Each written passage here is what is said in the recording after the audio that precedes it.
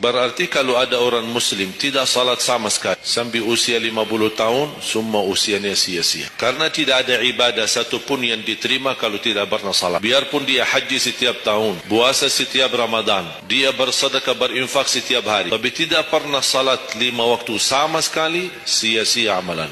Karena pertama yang akan dihisab oleh Allah salatnya. Kalau salat itu beres, baru akan ditanya yang lain. Kalau salatnya tidak ada, Allah tidak perlu bertanya yang lain. Ini saya selalu berkata, khususnya para pemuda-pemudi, seberapapun dosamu, jangan tinggalkan salat. Sebesar apapun dosamu, jangan tinggalkan salat.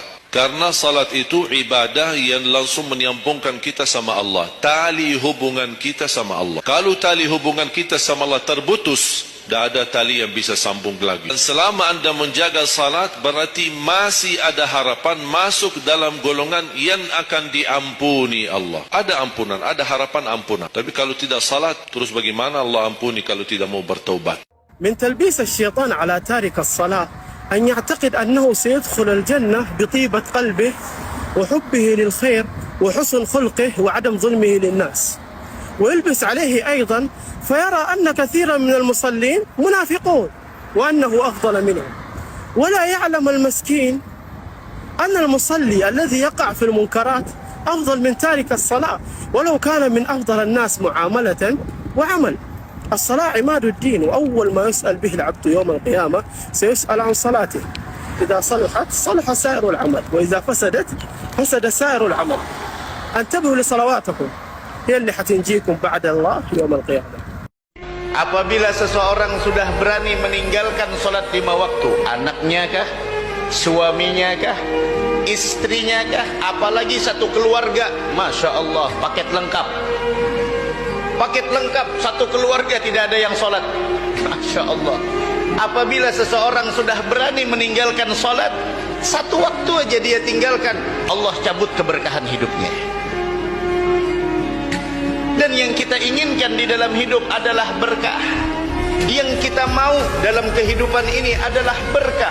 Rizki yang kita cari, usaha yang kita geluti, umur yang kita habiskan, yang kita mau adalah keberkahan. Dan keberkahan itu ada di dalam salat 5 waktu yang Allah wajibkan, yang diterima oleh Nabi kita Muhammad sallallahu alaihi wasallam di malam Isra wal Mi'rajnya beliau. عن عائشة رضي الله عنها قالت: لما آنست من رسول الله صلى الله عليه وسلم طيب نفس ذات يوم، رأت نفس رسول الله طيبة، قلت: يا رسول الله ادعو الله لي. فقال صلى الله عليه وسلم: اللهم اغفر لعائشة ما قدمت وما أخرت وما أسرت وما أعلنت. فرحت عائشة جدا بهذا الدعاء وضحكت، قالت: حتى وقع رأسي في حجري من الضحك. فقال لها صلى الله عليه وسلم: يا عائشة أيسرك دعائي؟ فقالت: وما لي لا يسرني دعاؤك يا رسول الله. فقال صلى الله عليه وسلم: إنها لدعوتي لأمتي في كل صلاة. الله أكبر. في كل صلاة دعوته لأمته صلى الله عليه وسلم. من الرياض. السلام عليكم ورحمة الله وبركاته. وعليكم السلام ورحمة الله وبركاته. أقول يا شيخ، أنا بناتي يصومون لأبوهم المتوفي، صيامه كان مفرط، ما يصوم اللي يعني يفطر في رمضان، فهذا يجوز ولا صدقة ولا كيف؟ هل هو كان يصلي محافظ على الصلاة؟ والله مفرط. يعني يضيع بعض الصلوات؟ ايه يترك، والله يترك كثير، هو يترك. ومات على ذلك ولم يتوب؟ والله لا، يعني يصلي هو احيانا في البيت، احيانا جمعة، احيانا. لا، انا قصدي هل يترك الصلاة نهائيا او قصدي ما يصلي مع الجماعة؟ لا، الجماعة ما يصلي معها مرة، لكن ما يترك الصلاة. قال لي يتركها والله يا شيخ متعمدا. كسلا، يعني كسل. هذا لا يصام عنه ولا تنفعه الأعمال إذا مات على ذلك، والعياذ ولا الصدقة ولا شيء، ولا يستغفر له. Karena tugas istri itu sesungguhnya yang paling pokok itu tugas istri bukan masak. Ada dua tugas istri dalam Al-Quran. Dua, di Quran surah keempat ayat 34, ini yang paling pokok. Ya, yang pertama, as-salihatu qanitatun. Awas, perempuan istri yang salihah itu tugas pertamanya qanitat. Dia taat kepada Allah dengan cara menaati pada suaminya sepanjang suami minta yang baik-baik. Masya Allah. Itu begitu Anda mengerjakan seperti itu ya akhwat, itu tanda ketaatan pertama di hadapan Allah Subhanahu wa taala. Salihah. Tapi kalau minta pada yang tidak baik, boleh menolak dengan cara yang lembut, halus. Ya, yang kedua, hafizatul lil ghaibi bima hafizallah. Menjaga nama baik keluarga, khususnya suami, terutama ketika tidak sedang bersamanya di rumah atau dalam setiap tempat. Itu tugas istri, dua itu. Jaga nama baiknya. Hati-hati, di ketika ada sesuatu pancingan-pancingan cerita yang tidak harus diceritakan, jangan cerita. Nah, ini kadang-kadang, mohon maaf nih, fokus kepada yang lain, tapi yang pokok ini nggak dikerjakan. Mulai hari ini berhenti mencaci orang lain. Orang buruk pun jangan ceritain, tidak usah urus-urusannya orang. Sudahlah, gitu kan. Tugas kita kalau kita lihat aib pada diri orang, alhamdulillah nggak ada pada saya. Ya Allah berikan dia hidayah. Cukup, sebatas itu saja. Jangan lebih. Kenapa dia begini, kenapa dia begitu, kenapa dia begini? Untuk apa kamu campurin itu? Apa gunanya buat kamu? Ingat, dia akan berhubungan sama kita di hadapan Allah dengan keadilannya Allah. Kezaliman yang dia lakukan sama kita, kita akan ambil. Tapi kezaliman kita pada dia juga dia akan ambil. Gak ada yang tersembunyi hari kiamat.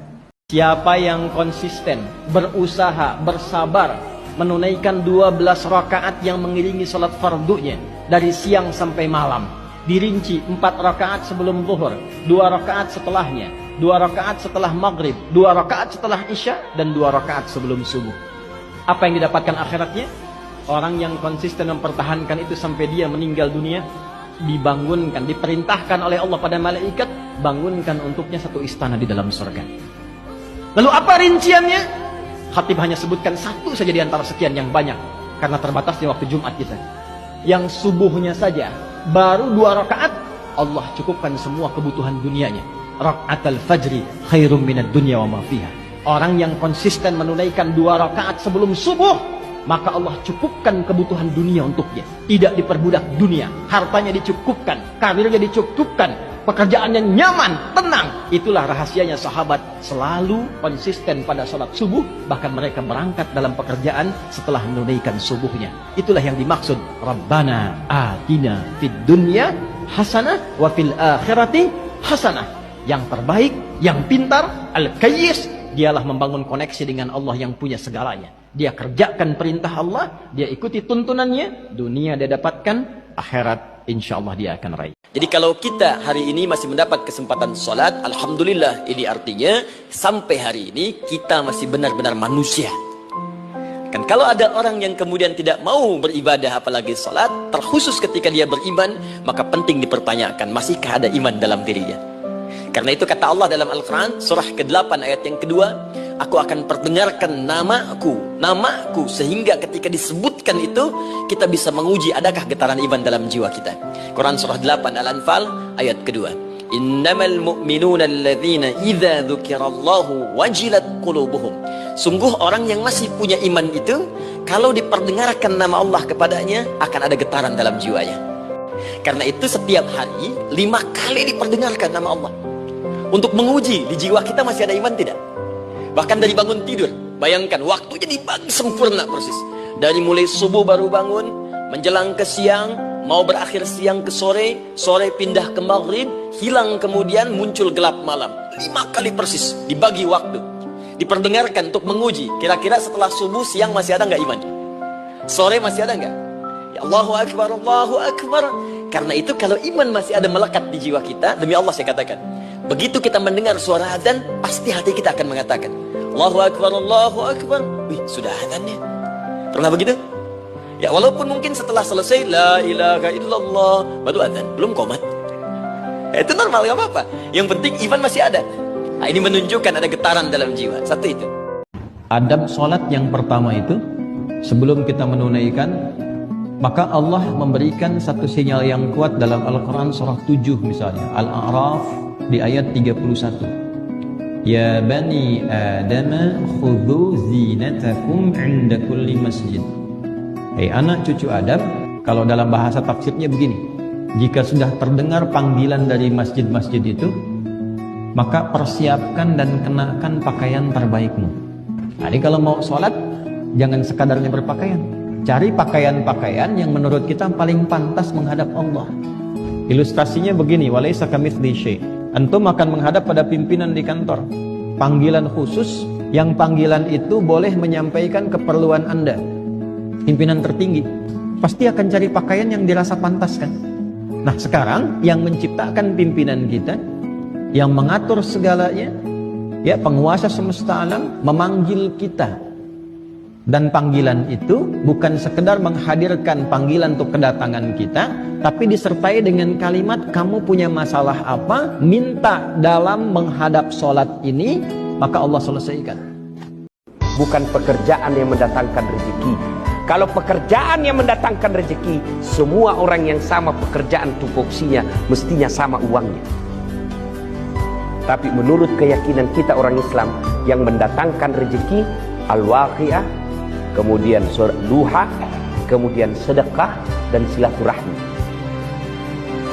Jadi ibu kalau mau bantu suami cari nafkah, sholat duha. If you do not pray at all the 5 mandatory prayers, if you do not pray at all, you are a kafir. Even if you say from today until the day of judgment, La ilaha illallah Muhammadur Rasulullah sallallahu alaihi wasallam. Even if you pay charity, even the only thing in Islam, if you do not do it, you will be considered a kafir, is salat. The Prophet sallallahu alaihi wasallam said in Sahih al-Imam Muslim, the separation, the partition between us and them is salat. So this is the thing that separates a person from disbelief, and that is prayer. The first reason for entering hell is not praying. Subhanallah. So don't think that there are things that are considered to be more important than prayer. Prayer is the most important thing. إذا رأيت الله أنعم على غيرك بمال أو علم أو صحة أو جاه أو أولاد أو غير ذلك، قل اللهم إني أسألك من فضلك. قل اللهم إني أسألك من فضلك كما قال عز وجل، واسأل الله من فضلك. أما أن تبقى مغموما محزونا كلما رأيت نعمة من الله على أحد اغتممت، فسوف تحرق نفسك.